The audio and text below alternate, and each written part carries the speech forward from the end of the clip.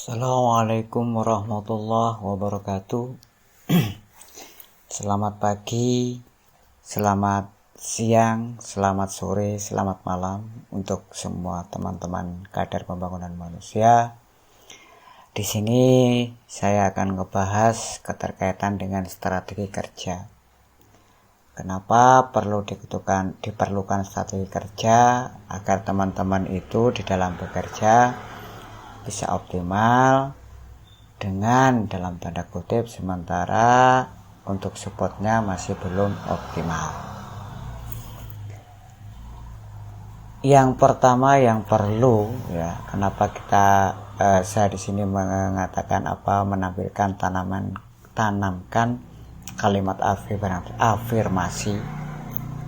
Secara substansi saya ingin mengajak kepada teman-teman kader pembangunan manusia bahwa kader pembangunan manusia itu sama dengan yang lain, sama dengan tenaga pendamping lokal atau gimana, sama kemampuannya sama.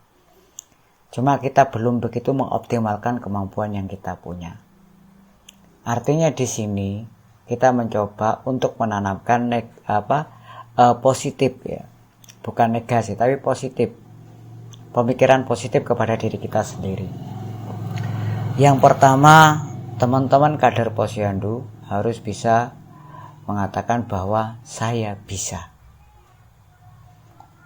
Tanamkan lagi di dalam pikiran kita bahwa saya bisa mengerjakan. Kemudian tanamkan lagi bahwa pikiran saya bisa mengerjakan. Renungkan. Kemudian dari perenungan itu coba di saat sekarang teman-teman lihat sendiri pribadi teman-teman sendiri dari beberapa anak tangga ini sebenarnya teman-teman di posisi mana. Apakah selama ini ada kendala, kemudian ada permasalahan atau ada perkembangan yang harusnya teman-teman ikuti tapi teman-teman belum mencapainya. Jadi, which step have you reached today? Di langkah mana posisi yang teman-teman capai sekarang? Tanyakan. Apakah di posisi yang paling bawah, I won't do it, saya tidak ingin melakukan, atau saya tidak dapat melakukan, atau saya ingin melakukannya, atau bagaimana melakukannya, atau saya akan mencoba melakukannya, saya dapat melakukannya, saya akan melakukannya, atau saya sudah melakukannya. Kenapa pada posisi gini? Karena kalau sudah pada posisi di bawah, I won't do it, apapun gimana pun berarti dalam tanda kutip hari ini teman-teman tidak mau melakukan apa-apa. Akan sulit untuk melangkah. Seharusnya teman-teman kalau mungkin teman-teman di posisi how do I do it? Ada kemungkinan teman-teman itu mau melakukan tapi tidak tahu caranya. Ini bisa teman-teman untuk mencoba mungkin menanyakan atau konsultasi dengan pendamping desa. Apa yang seharusnya dilakukan. Kemudian I'll try do it. Mungkin teman-teman mau mencobanya setelah tahu. Kemudian saya yakin bahwa saya bisa mengerjakannya. Kalau sudah yakin I can do it tetapi tidak pernah akan mengerjakannya, ya sama saja. Jadi nggak akan ada namanya progress. Kalau sudah I'll do it, mungkin pada yes I did, saya bisa. Semua manusia dikaruniai oleh Tuhan untuk kemampuan yang sama. Tergantung dari diri kita. Apakah kita meniadakan kemampuan yang telah dianugerahkan oleh Tuhan, atau kita mengoptimalkan mengasah apa yang sudah dianugerahkan oleh Tuhan kepada kita. Oke? Kemudian kita ngomong keterkaitan dengan strategi kerja. Ini yang perlu. Apakah penting itu strategi kerja? Kalau kita lihat teman-teman, banyak teman-teman yang notabene KPM itu kader pembangunan manusia itu juga kader Posyandu atau juga kader sub BPKBD atau kader BKB, Bina Keluarga Balita atau Bina Keluarga Remaja atau Bina Keluarga Lansia atau apapun itu banyak. kan kader jumantik gitu ya. Teman-teman berdasarkan informasi di lapangan itu kadang-kadang kalau semua banyak kerjaan-kerjaan itu meminta tanggung jawab keterkaitan pelaporan, teman-teman pasti akan pusing. Sebenarnya ya, bukan sulitnya atau banyaknya pekerjaan yang membuat kita tidak mampu, akan tetapi karena kita belum bisa memanage lah yang membuat berat pekerjaan kita. Hal ini saya taruh paling atas karena sebenarnya kalau bisa kita ngomong, kader pembangunan manusia itu bukan profesional, bukan tenaga profesional, karena jauh masih dari yang namanya UMR, bisa dikatakan kader sukarela. Jadi tidak benar kalau ada teman-teman KPM itu ada double job gitu ya.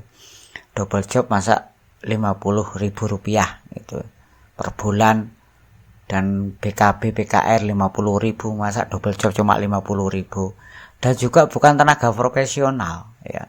Itu cuma tenaga fungsional ya. Atau mungkin teman-teman ya dari sini belum benar-benar memahami apa itu KPM. Ini yang perlu kita telesih ke dalam diri kita atau ke dalam diri teman-teman KPM itu sendiri. Coba dipahami dulu. Apakah memang benar saya mempunyai pekerjaan sebagai beberapa kader BKB, BKR, BKL, atau kader jumantik, atau kader yang lainnya, atau PKK gitu. Bagaimana kita itu dalam mensikapi itu? Ya. Pertama kali ya, teman-teman sebagai KPM, poin penting langkah awal adalah kenali dulu apa yang harus dikerjakan. Benar, teman-teman sebagai KPM sudah tahu apa yang harus dikerjakan. Ini yang perlu dicoba di buku pegangan, buku pedoman untuk KPM itu ada. Dibaca nanti secara sekilas akan terdeskripsi apa yang harusnya teman-teman lakukan. Atau bisa komunikasi sekali lagi dengan pendamping desa. Kemudian kenali dulu cakupan wilayah kerja. Sudah Pak, saya sudah tahu ada 10 posyandu. Posisinya di mana? Tidak tahu. Pokoknya ada 10. Sudah kenal sama ini? Belum. Ini kenali dulu cakupan wilayah kerja. Kemudian susun strategi. Kalau sudah apa yang harus dilakukan tahu, kemudian sudah tahu wilayah kerjanya apa dan bagaimana komponennya apa saja, susun strategi. Karena semakin banyak wilayah kerja kita, tentu akan perlu strategi dalam menanganinya, apalagi supportnya belum begitu optimal.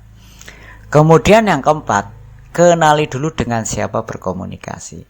Artinya sebagai KPM apa yang harus dilakukan, dengan siapa bisa istilahnya berkomunikasi, istilahnya meminta saran, atau mungkin meminta keterlibatan gitu ya. Teman-teman harus memahami juga ya. Artinya akan memudahkan. Ini yang pertama, ini 1, 2, 3, 4 ini kalau teman-teman sudah memegangnya, saya yakin teman-teman akan bisa. Kemudian kita ke langkah yang awal. Kenali dulu ya apa yang harus dikerjakan. Ya. Kader pembangunan manusia adalah tugasnya memastikan yang pertama layanan kesehatan ibu dan anak. Adakah di desa itu layanan kesehatan ibu dan anak? Oh ada Pak, ada posyandu, ada poskesdes. Kemudian kalau sudah ada, bagaimana terkait dengan kualitas? Ada. Jadi tetap ada pertanyaan. Ada, ya. Jika ada, bagaimana dengan kualitasnya? Apakah sudah baik? Apakah perlengkapannya sudah ada? Apa komponen-komponen untuk nakesnya juga ada? Apa tenaganya juga sudah ada? Ya, di posyandu juga optimal gitu ya. Kenali layanan kesehatan ibu dan anak itu. Kemudian integrasi konseling gizi. Apakah di dalam layanan itu ada integrasi konseling dan gizi? Ini penting. Karena kalau sudah ngomong keterkaitan kesehatan ibu dan anak, berarti yang diomongkan apakah gizinya baik atau buruk, kemudian apakah termasuk dalam bumil cake atau resti. Jadi perlu ada bimbingan agar di dalam kedepannya baik kurang gizi buruk, atau ibu hamil kek atau resti, itu sehingga bisa meminimalisir terkait dengan risiko kedepannya. Untuk ibu hamil, risiko untuk melahirkan nanti perlu ini konseling gizi. Kemudian air bersih dan sanitasi. Dari ibu dan anak itu apakah sudah bisa mengakses air bersih dan sanitasi, atau air bersih dan yang layak minum atau mempunyai sanitasi. Ini juga penting. Dipastikan sudah apa belum. Jika sudah, memenuhi syarat apa enggak, layak apa tidak, itu yang kita akan tanyakan ya. Kemudian yang keempat, perlindungan sosial. Perlindungan sosial artinya ya, jika data sasaran ibu dan anak itu masuk dalam kategori keluarga miskin, bagaimana ya? Jangan dibilang perlindungan sosial itu mesti BPJS ya. Iya, kalau orangnya mampu BPJS mungkin oke untuk tiap bulannya. Tetapi jika tidak mampu ya, jika tidak mampu, apakah pemerintah desa memfasilitasinya? Misalkan kalau di Jawa Timur, Kabupaten Banyuwangi, saya yakin di tempat semua juga sama, mungkin ada namanya ya, SPM, surat pernyataan miskin atau surat pernyataan tidak mampu. Artinya jika memang data sasaran ibu dan anak tidak mampu, dengan adanya terbit SPM, surat pernyataan miskin dari pemerintah desa, itu memudahkan data sasaran nanti mengakses layanan kesehatan. Jadi gratis nanti ke sana, arahnya ke sana. Jika memang ada asuransi, monggo dicatat. Jika memang tidak ada, apakah pemerintah desa fasilitasi agar mengcover terkait dengan ibu dan anak itu tadi. Kemudian yang kelima adalah layanan PAUD ya. Apakah ada PAUD di desa? Jika ada, bagaimana? Apakah sudah mengcover PAUD-nya itu tadi? Terkait PAUD, semua anak usia dini sudah tercover di PAUD desa. Kalau tidak, berarti pasti akan ada namanya PAUD yang notabene didirikan oleh masyarakat, atau bisa dikatakan kalau kita ngomong istilah boleh ngomong PAUD swasta lah kalau ya. Ini bagaimana ini juga ya. Bagaimana eksistensinya? Apakah bisa optimal di dalam perjalanannya ya. Nah, semua ini dari 1 sampai 5 ini teman-teman bisa memperoleh informasinya itu dengan konsultasi dengan pemerintah desa. Tahap awal dulu. Konsultasi dengan pemerintah desa. Apakah layanan ibu dan anak sudah ada, konseling sudah ada, gizi air bersih sanitasi sudah ada, perlindungan sudah ada, bisa dipastikan terlayani dengan baik. Kemudian layanan PAUD, baru ini terekam sebagai data awal teman-teman KPM. Ya. Bisa jadi teman-teman juga konsultasi juga dengan pendamping desa sebagai referensinya terkaitan dengan peraturan-peraturan yang baru yang memuat atau mengatur keterkaitan dengan hal ini. Ini penting juga karena regulasi baru juga mendukung terkait hal ini. Kemudian ada lagi yang kedua ya. Kenali dulu cakupan wilayah kerja. Ini kita ngebahas yang kedua tadi. Kenapa cakupan wilayah kerja itu penting? Agar teman-teman di dalam bergerak bisa smart ya. Kader pembangunan manusia harusnya ada kunjungan ke posyandu. Tahap-tahap awal. Misalkan di bulan Januari ini, coba dirunut. Semua posyandu bisa dioptimalisasi untuk dikunjungi. Pak, posyandu sekarang nggak ada. Oke lah, nggak ada. Setidaknya tahu posyandunya itu ada letaknya di mana. Kenapa? Nanti kalau sudah ada kunjungan akan tahu berapa jumlah posyandu atau kader posyandunya. Jumlah posyandunya 10, berapa jumlah kader posyandunya di masing-masing posyandu. Apakah sudah 5 atau masih 3 atau masih 2. Ini penting karena dengan eksistensi kualitas layanan nanti terhadap data sasaran baik bumil maupun balita. Kemudian siapa ketua posyandu? Ini juga penting. Ya, Komunikasi dengan ketua posyandu itu penting karena apa, nanti memudahkan teman-teman untuk mengkonfirmasi atau menginventarisir data. Jumlah data sasaran itu akan terekam dengan baik jika teman-teman sudah tahu siapa ketua posyandu. Harapannya dari kunjungan ke posyandu itu teman-teman menjalin komunikasi yang komunikatif. Jangan serta-merta baru satu kali minta nomor WA langsung meminta data ke ketua posyandu. Hal ini kalau istilahnya kurang elok lah. Kurang elok. Coba di hubungan komunikasi itu diintenskan dulu kualitasnya. Setelah itu baru bisa. Kemudian yang keempat, jam atau hari kegiatan. Ya tahu teman-teman. Dalam 1 bulan itu tahu posyandu ini kemana, posyandu ini tiap ini kemana ya. Minggu pertama posyandu mana saja, kedua posyandu mana saja, ketiga posyandu mana, minggu keempat posyandu mana saja. Kenapa penting? Agar teman-teman bisa mensampling dari kegiatan posyandu di masing-masing tempat untuk mengetahui apakah layanan atau kegiatan posyandu itu sudah optimal. Kemudian jangan lupa juga kelengkapan sarpras non sarpras. Artinya kelengkapan sarpras non sarpras ini keterkaitan dengan mungkin kalau posyandu istilahnya APE-nya ada, kemudian timbangannya tidak aus, sudah masih bagus, atau mungkin dalam tanda kutip ya insentif kader posyandunya sudah terbayarkan sehingga kondusif dalam kegiatan posyandu. Jangan sampai begitu teman-teman temukan kegiatan posyandu akan hidup segan mati tak mau, ternyata keterkaitan dengan insentif kader posyandu itu dicairkan hanya 1 tahun sekali, dirapel. Akhirnya teman-teman posyandu tidak atau belum atau kurang optimal.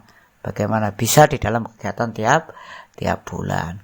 Nah, dari ini semua teman-teman bisa mendapatkan dengan komunikasi dengan kader posyandu. Makanya yang paling penting komunikasi dulu dengan kader posyandu, kenalan dengan kader-kader posyandu, kemudian tahu siapa ketua posyandu. Ini akan memudahkan teman-teman di dalam menginventarisir atau menyusun strategi terkait dengan cakupan wilayah nanti. Kemudian kalau teman-teman sudah tahu, sudah istilahnya itu kunjungan ke posyandu, teman-teman akan tahu, oh ternyata sebaran posyandunya itu begini. Ada 10 posyandu, 10 posyandu, 1 di sini, 2 di sini, 3 di sini. Sembarang teman-teman menginisiasi yang mana yang nomor 1, mana yang nomor 10. Sembarang teman-teman. Fungsinya apa menginisiasi ini? Kalau teman-teman sudah menginisiasi sebaran-sebaran posyandu, harapannya yang pertama adalah teman-teman bisa mencari lokasi nanti yang dijadikan titik poin. Kalau teman-teman ada cuma 5 posyandu, tidak masalah ya. Sembarang mau ke sini 1, ke 2, ke 3, ke 4, ke 5. Kan ada 10. Bisa optimal apa tidak? Ya kalau dekat, kalau jauh. Nah ini perlu mencari titik poin. Mana cari lokasi yang dijadikan titik poin? Ya, jadikan titik poin. Misalkan kita jadikan titik poin untuk memudahkan apa? Ini memudahkan pengelompokan posisi yang terdekat. 1, 2, 3, 4, 5. Oke, titik poinnya nomor 3. 6, 7, 8, 9, 10. Oke, titik poinnya ke 8. Misalkan begitu. Nah, ini buat apa untuk ke sana? Agar nanti teman-teman posyandu bisa optimal untuk mengatur schedule berdasarkan hari kegiatan posyandu. Mana sekiranya? Didasarkan pada hari juga nggak masalah. Jadi tahu ini, oh ternyata kayak gini, 1 di sini, 8 di sini. Kemudian juga teman-teman juga akan bisa mengadakan pertemuan bulanan atau 2 bulanan yang diwakili oleh ketua posyandu. Misalkan kalau bulanan semua kader posyandu kan ada terlalu banyak, mungkin kayaknya tempat-tempat rumah itu nggak bisa optimal. Ya kan, kalau cuma 5 orang kan enak, duduk enak ya, simple yang nggak terlalu banyak, itu bisa diwakili oleh ketua posyandu. Jadi ke arah sana, memudahkan ke arah sana ya. Jadi pengelompokan tadi sebagai bentuk dari teman-teman untuk menyusun strategi agar nanti di saat teman-teman kunjungan bisa mengoptimalkan, atau di saat teman-teman butuh data atau apapun itu, teman-teman bisa mengkondisikan ya. Jadi yang pertama tadi, teman-teman perlu mengenal ketua posyandu, dengan harapan teman-teman itu nanti bisa komunikasi dengan baik ya, bisa menginventarisir perkembangan dari data yang ada, dari inventarisir yang teman-teman lakukan, atau dari informasi yang diberikan oleh ketua posyandu ke teman-teman, sehingga teman-teman setelah tahu titik poin atau posisi nanti di sini, teman-teman bisa mensampling. Jadi saya kunjungan kemana ini? Ke nomor 3, ke nomor mana dulu, ke nomor mana dulu. Atau ada kemungkinan nanti teman-teman juga mengadakan pertemuan. Kalau saya mengunjungi dalam satu ini, tiap ini, ya, saya nggak akan mungkin, karena letaknya terlalu jauh. Dan mungkin juga operasional tidak mencukupi, cuma 100.000 misalkan satu bulan. Bagaimana optimal, ya kan? Apalagi ada posyandu yang notabene jumlahnya sampai 34. Bayangkan, akan lebih overload teman-teman itu. Ini yang perlu nanti ya, yang perlu. Jadi posyandu 1, posyandu 2, 3, 4, 5, 6 itu teman-teman sudah ketahui, sehingga memudahkan teman-teman dalam kunjungan. Nah itu ya. Jadi sebaran-sebaran posyandu nanti teman-teman bisa rekapitulasi, bisa teman-teman petakan. Karena apa? Teman-teman KPM itu sebagai supervisor posyandu. Kenapa kok bilang supervisor? Teman-teman grade-nya sudah naik satu level ke atas. Teman-teman semua posyandu yang ada di desa itu setidaknya teman-teman KPM bisa mengadvokasi segala bentuk kebutuhan, permasalahan, dan kendala di masing-masing posyandu. Nah, kader posyandu sebagai kader pembangunan manusia adalah supervisor untuk semua kader posyandu di desa. Bentuk untuk memudahkan, setelah itu memudahkan bentuk WA group sebagai apa? Pengendalian semua kapos desa dalam satu grup.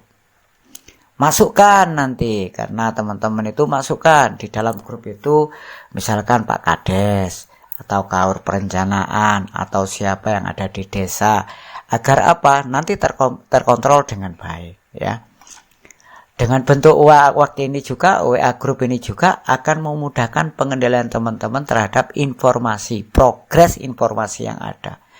Misalkan setelah teman-teman kunjungi ternyata ada di posyandu Mawar kemarin, berdasarkan hasil inventarisir teman-teman di bulan Desember misalkan 2019, kok ada ya istilahnya itu kurang gizi di posyandu Mawar. Nah, untuk melihat perkembangannya, karena teman-teman mungkin di bulan itu atau di saat itu teman-teman belum bisa kunjungan ke posyandu, teman-teman bisa dewak, minta tolong sama ketuanya, bagaimana untuk perkembangannya yang kurang gizi kemarin, apa sudah baik, apa belum. Kemudian intervensi yang diberikan oleh pemerintah berupa pemberian PMT, misalkan yang berupa susu kotak untuk menstimulan agar gizi data sasaran yang kurang gizi tadi itu membaik, sudah apa belum sampai pada sasaran. Nah, ini nanti perlu DIWAK ini sebagai pengendalian ya. Karena di DIWAK ini harapannya teman-teman informasi lebih cepat. Kemudian kunjungan berdasarkan isu. Nah, ya. Bisa jadi di dalam WAK ini misalkan ada informasi penting dari beberapa posyandu, 10 posyandu itu, posyandu Mawar, Melati, Kamboja, Nanas, Pisang atau apapun itu, Semangka atau apa, posyandu itu nanti memberikan informasi, 2 atau 3 dari 10 posyandu memberikan informasi yang butuh kunjungan prioritas. Lakukan kunjungan prioritas dalam bentuk apa misalkan. Oh, ini kurang gizi, tetapi notabene anak ini kurang gizi kok jarang atau tidak mau ya. Tidak mau datang ke posyandu karena apa? Ini butuh intervensi. Bisa datang nanti, isunya itu tadi datang, kumpulkan dulu informasinya. Jika karena keterkaitan dengan istilahnya wilayah, maksudnya akses karena jauh mungkin, atau karena apa, itu bisa melibatkan Pak RT, melibatkan Pak Kasun, misalkan minta tolong, atau melibatkan pemerintah desa. Tapi setidaknya melibatkan yang paling bawah agar lebih mudah, karena mereka profil secara misalkan RW atau RT itu profil penduduknya itu secara lengkap lebih mengetahui. Kemudian sampling posyandu ya. Atau nanti bisa juga ya, dari progres yang ada ini mana progres yang istilahnya naik, mana progres yang stagnan, mana progres yang turun. Maksudnya turun itu misalkan pelaporan kok kurang bagus. Ini nanti diambil satu-satu, dikelompokkan dari 10 itu yang masuk naik mana, yang masuk kurang baik mana, yang masuk buruk atau misalkan kurang progres mana, progres sedang mana, dan progres baik mana.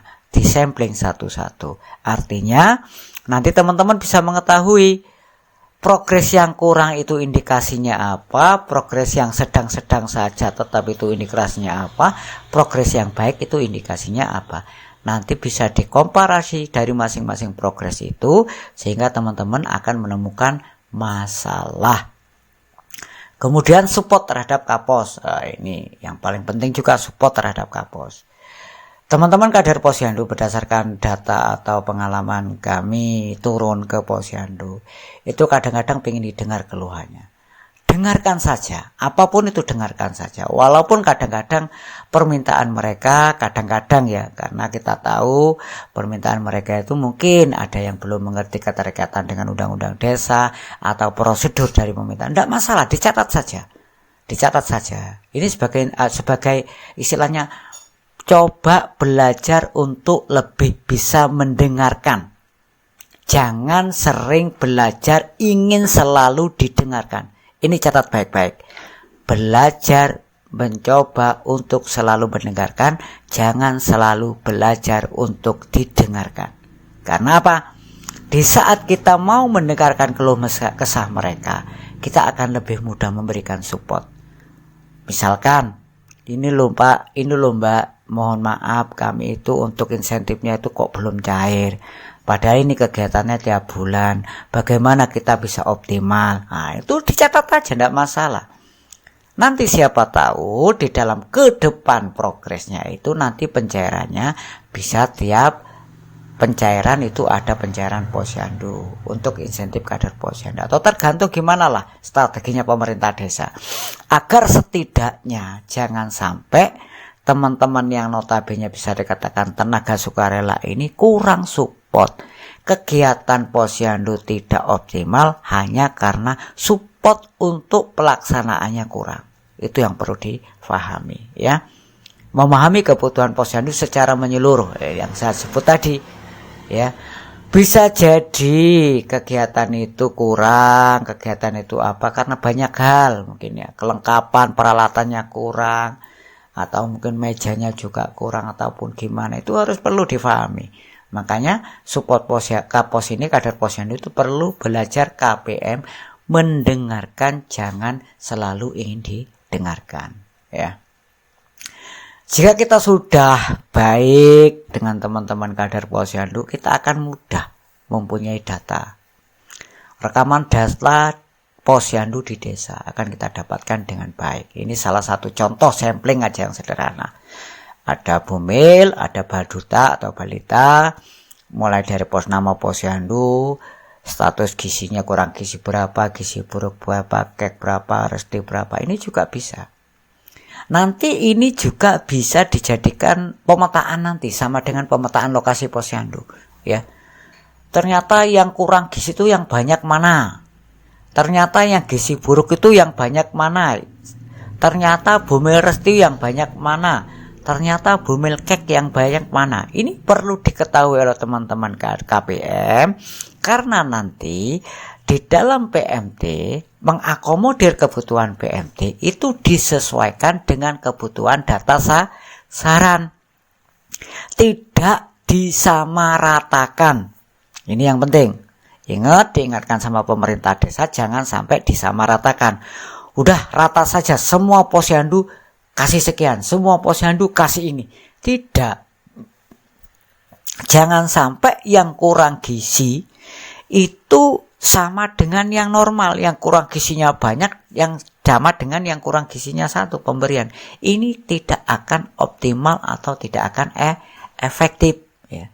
Makanya pemetaan pertama keterkaitan wilayah juga perlu, pemetaan keterkaitan ini juga perlu. Ya. Kemudian dari kita mungkin datang ke posyandu, nanti juga kita merekam permasalahan-permasalahan yang ada. Catat. Posyandu mungkin ada ditemukan oleh teman-teman, ada posyandu yang kurang pendampingan oleh nakes. Kemudian ada masalah lagi, adanya lonjakan dari angka kurang gizi atau gizi buruk, meningkat jumlahnya tiap bulan. Kemudian ada partisipasi sasaran ke posyandu kurang. Waduh, ini permasalahan yang ada. Kemudian teman-teman merekam informasi yang disampaikan oleh kader posyandu. Ternyata yang pertama tadi, ada posyandu yang kurang pendampingan oleh nakes karena jumlah yang tertangani oleh nakes tidak sebanding dengan ketersediaan nakes di desa.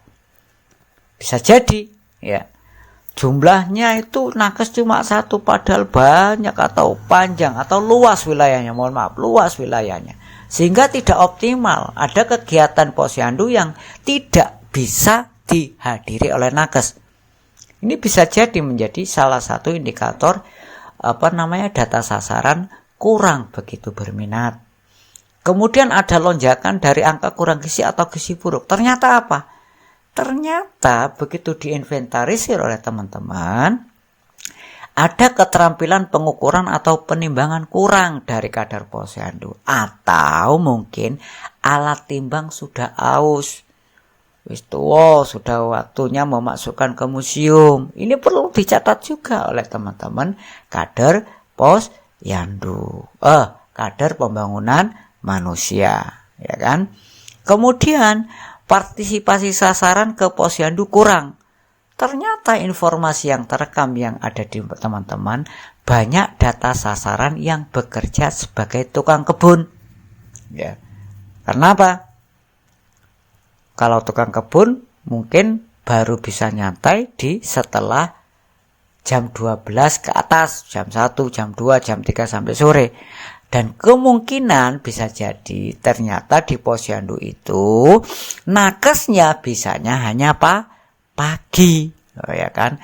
Dari permasalahan yang ditemukan dan informasi yang terekam sementara, kemudian bagaimana dengan solusinya? Nah, ini salah satu contoh. Ya, solusinya apa? Ya, untuk pembahasan yang pertama, lapor ke pemerintah desa agar komunikasi dengan dinas kesehatan atau di kecil wilayah kecamatan puskesmas untuk melengkapi nakes agar akses layanan kesehatan di desa tersebut di posyandu itu bisa optimal, data sasaran bisa terlayani dengan baik. Komunikasikan agar pemerintah desa mengkomunikasikan dengan dinas kesehatan dalam tanda kutip di puskesmas misalkan, atau nanti bisa melaporkan juga dengan kecamatan agar dibantu fasilitasi untuk ngomong ke puskesmas, ya. Kemudian nomor 2, keterampilan pengukuran, penimbangan kurang kapos, alamat aus. Bisa jadi perlu adanya peningkatan kapasitas kapos, terlalu boring, terlalu bosen, nggak ada refreshing, ya kan? Akhirnya wis ukur-ukuran pokoknya ini, pokoknya kayaknya udah biasa, udah hafal.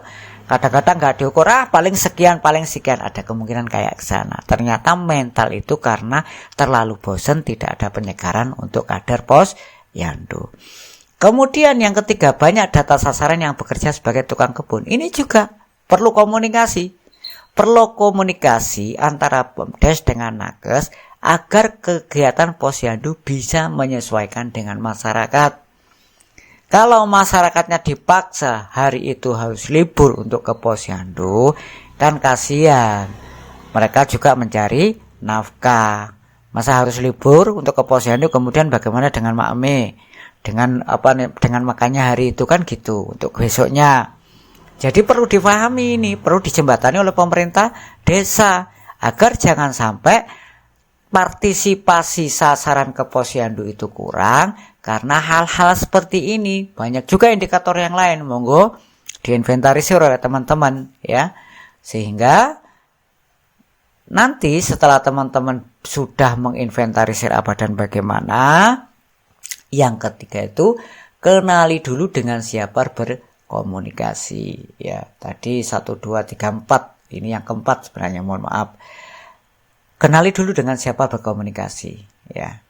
Yang pertama kita lihat dengan pemerintah desa.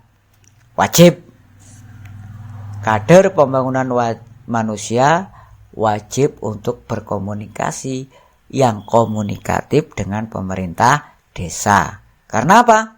Karena permasalahan kayak tadi. Permasalahan terkait dengan kegiatan posyandu yang notabene banyak yang di kebun. Lah, ini setidaknya pemerintah desa bisa mengintervensi agar bisa berjalan dengan optimal. Kemudian juga komunikasi dengan BPD kalau bisa. Kalau nanti mungkin kalau masih tidak optimal atau meragu, nanti bisa didampingi oleh pendamping desa. Karena apa? Karena bisa jadi di saat ditemukan oleh teman-teman di lapangan ya, notabene permasalahan-permasalahan itu sudah terinventarisir oleh BPD untuk diajukan ke Musdes misalkan. Biar untuk penegasan, oh sudah apa belum Pak, ini belum, kalau belum itu menjadi satu bahan agar nanti bisa terakomodir di dalam kegiatan selanjutnya. Kemudian dengan pendamping desa, mungkin teman-teman kader pembangunan manusia ada juga yang kikuk, istilahnya itu gamang untuk menghadap ke pemerintah desa, gamang untuk menghadap ke BPD, masih belum begitu lancar komunikasinya. Nanti pendamping desa bisa mendampingi ya. Apapun itu, baik keterkaitan pendampingan berbicara dengan pemerintah desa maupun BPD, juga pendampingan keterkaitan dengan regulasi yang ada. Kemudian komunikasi dengan kasun kalau bisa. Kenapa kok dengan kasun, kepala dusun? Pertama, di saat kita menemukan yang namanya data sasaran, profil komplit lebih tahu itu adalah kepala dusun. Sehingga kita bisa menginventarisir dengan valid apa dan bagaimana statusnya data sasaran ini. Misalkan dalam hal tidak optimal ke istilahnya partisipasi ke posyandu, datang ke posyandu kurang gitu ya. Ini nanti kepala dusun. Ya. Kemudian komunikasi dengan bidan desa atau bidan wilayah kalau bisa, bidan desa lah. Karena apa? Apapun itu keterkaitan dengan status kurang gizi buruk, bumil kek, bumil resti, pasti yang tahu adalah tenaga kesehatan. Makanya tetap komunikasi baik dengan bidan desa sebelum menyatakan dalam laporan ya. Maksudnya di laporan di posyandu itu, bahwa laporan posyandu itu kan teman-teman posyandu kan menyusun laporan, ini istilahnya yang mengatakan kurang gizi kan bidan ya, itu ya tetap komunikasi yang baik dengan bidan desa. Kemudian yang paling penting juga komunikasi dengan kader posyandu ya. Bagaimana up to date keterkaitan datanya, apakah up to date? Istilahnya ada perbaruan dalam perbaikan ya. Nanti dilihat apakah jumlah kurang gizi buruk berkurang. Kalau jumlah kurang gizi buruk berkurang dari bulan ke bulan itu berarti lebih baik. Karena apa? Bisa dikatakan intervensi pemerintah terhadap kurang gizi atau gizi buruk berhasil. Jika di dalam perkembangannya tetap saja nggak ada perbaikan sama sekali atau malah bertambah, perlu dievaluasi. Bisa jadi pemerintah desa sudah menelurkan intervensi untuk PMT, pendamping desa sudah mendampingi kader pembangunan manusia misalkan, atau kader pembangunan manusia sudah mendampingi kader posyandu untuk menyampaikan PMT untuk ibu hamil atau misalkan kurang gizi-gizi buruk. Dengan apa? Dengan 5 box susu untuk dikonsumsi dalam 1 bulan misalkan, ya. Kok hasilnya tidak ada, berarti dalam tanda kutip ada yang salah di dalam itu. Bisa jadi, sering saya katakan di pertemuan itu, bisa jadi PMT tadi diminum dalam 1 keluarga. Ya jangan disalahkan dulu. Loh, ini kan satu untuk data sasaran, kok diminum 1 keluarga. Dilihat 1 keluarga itu apakah dalam kategori mampu atau belum mampu dari sisi ekonomi. Jika belum mampu, menjadi PR dari pemerintah desa. Dalam tanda kutip apa PR-nya? Bagaimana memberikan keterampilan ke keluarga yang notabene pendapatannya minim agar bisa berdaya. Mungkin ada pelatihan, mungkin ada istilahnya peningkatan kapasitas terkait dengan kelompok-kelompok, ya bisa jadi agar apa, ada pendapatan yang notabene mensuplai keluarganya untuk bisa memakan di tiap hari sesuai dengan standar minimum gizi untuk keluarganya, sehingga harapannya ada perbaikan gizi dengan baik, ya. Demikian. Jadi dari semua hal tersebut itu merupakan bahan-bahan sebelumnya ke Musdes. Kalau keterkaitan dengan KPM kan ada RDS, nanti di next tutorial akan kita bahas keterkaitan hal itu. Untuk hal ini strateginya ini saja dulu, ya. Ada hal yang perlu jadi resume. Yang pertama, ya resume dari pembahasan ini adalah komunikasi yang baik dengan kader posyandu itu akan memudahkan dalam inventarisir data. Pasti teman-teman akan mudah menginventarisir baik dalam hal inventarisir data baru maupun upgrade up to date progress. Kemudian komunikasi yang terjalin dengan pemerintah desa memudahkan mencari solusi atau intervensi yang bisa dilakukan. Pasti tentu saja kayak kasus tadi itu, karena antara nakes dengan data sasaran notabene tidak bisa pagi, sama-sama pagi waktunya, ada yang pagi ini sore, itu juga perlu nanti intervensi pemerintah desa. Komunikasi yang baik dengan pendamping memudahkan memahami aturan-aturan yang ada, dan juga keuntungan komunikasi dengan pendamping yang baik, nanti pendamping desa itu bisa mendampingi teman-teman KPM untuk menghadap ke kepala desa atau pemerintah desa atau mungkin ke bawah yang notabene perlu pendampingan lebih. Kemudian komunikasi dengan stakeholder terkait, ya, stakeholder terkait dalam artian apa? Bisa jadi PKK, ya kan, bisa jadi bidan desa, bisa jadi yang lain. Itu akan memudahkan untuk mewujudkan semua strategi yang sudah dibuat. Jadi teman-teman, yang paling penting dari kerja itu adalah komunikasi. Kalau dari kayak gini ini kayaknya kok banyak sekali ya. Enggak. Sebenarnya tidak, ini hanya strategi jalan pola saja. Nanti kelanjutannya teman-teman akan saya bahas keterkaitan. Ada satu lampiran yang notabene itu menjadi tahap awal untuk teman-teman. Lampiran identifikasi untuk kegiatan. Artinya teman-teman nanti biar memudahkan teman-teman sebagai bahan awal. Identifikasi yang saya maksud seperti ini, ya. Identifikasi yang saya maksud seperti ini. Lah, kalau teman-teman kader Posyandu itu, kader pembangunan manusia, baik komunikasinya dengan kader Posyandu, sehingga teman-teman tinggal berkomunikasi dengan ketua Posyandu untuk mengisi rekapan di tiap kegiatan, sehingga teman-teman kerjanya bukan hanya mendata saja, itu akan lebih optimal, berkontribusi baik terkait dengan inventarisir permasalahan-permasalahan yang ada. Jangan sampai dalam 1 bulan itu teman-teman hanya ngisi data saja. Ini bisa dibantu oleh siapa? Oleh kader Posyandu atau ketua Posyandu. Ini keterkaitannya akan kita bahas tersendiri. Demikian teman-teman, yang jelas tetap optimis bahwa teman-teman itu bisa. Siapapun bisa, tergantung bagaimana caranya kita mengolah kemampuan kita.